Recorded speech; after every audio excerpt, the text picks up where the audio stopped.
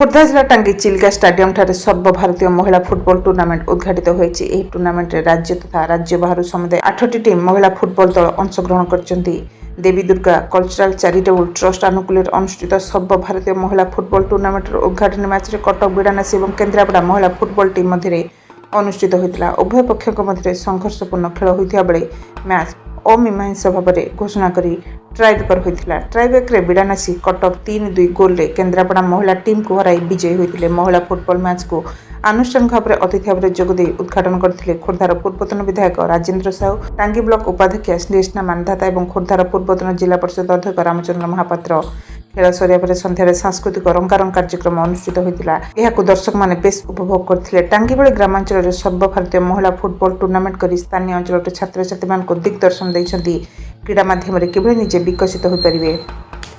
निराकर पूर्व mobile TV ये खेलर आयोजन बहु पूर्व आम चिंता करूँ एक सर्वभारतीय स्तर में गोटे महिला फुटबल मैच किपर आम करूँ। आम शुणी सरकारी स्तर में यहाँ बारवाटी स्टाडियम रे होईची, कलिंग स्टाडियम रे होईची, किंतु ग्रामांचल रे मोटे तो होई नहीं। जेहेतु आमर यहाँ गोटे बहु पुरातन फुटबल प्रतियोगितार पेंठस्थली कहले अत्युक्त हेब नहीं। प्राय दीर्घ 50 वर्ष ऊर्ध्व हेब एटी फुटबल टूर्नामेंट आम बड़ भाई ठू आरंभ करी बड़ भाई पर्यंत समस्ते आयोजन करी आसुथिले। आमे मध्य ऑल इंडिया टूर्नामेंट करिछु जोटा कि पुरुष दल थिला। एही थर आमे निष्पत्ति नेलु एक महिला दल को नहीं एक टूर्नामेंट करिबा, जहाँकि सारा ओडिशा रे जेमिति जना पड़िबो टांगीर मान रहिबो जे जा हो गोटे क्लब आयोजन करिछि गोटे महिला प्रतियोगिता खेल।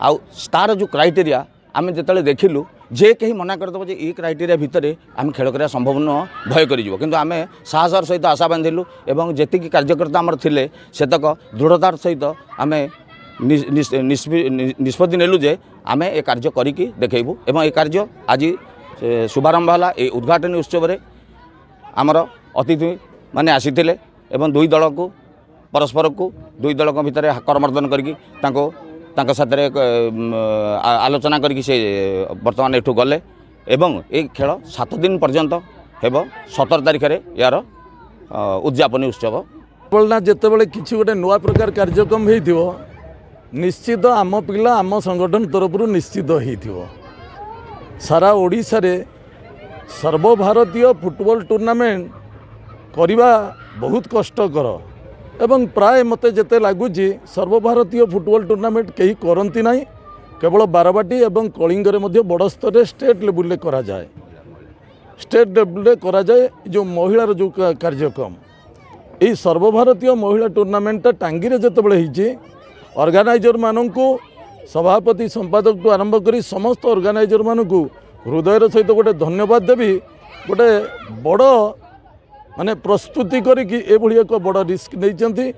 आशा विश्वास निश्चित तांकर 7 दिन जाकर खेल जो मैंने आसुचंती से मानक सहित भलरे कार्यक्रम केमिति समापन हेबो प्रभु पाखे मु प्रार्थना करुच्ची तांको शक्ति दियंतु। एवं जनसाधारण को आपण टीवी माध्यम रे अनुरोध करी आपण मोबाइल माध्यम रे अनुरोध करी जे जेहेतु महिला मानकर गोटे सर्वभारतीय टूर्नामेंट होउची आमर एडे बड़ कथाटी ए अंचल भितर हो पारि नथिला। तेणु जनसाधारण मानक हाथ जोड़ी निवेदन करी खेलटी केमिति शांतिप्रिय भाव में करा एवं शांति श्रृंखलार सहित समापन होबो सेति समस्ते चेष्टा करेंगे।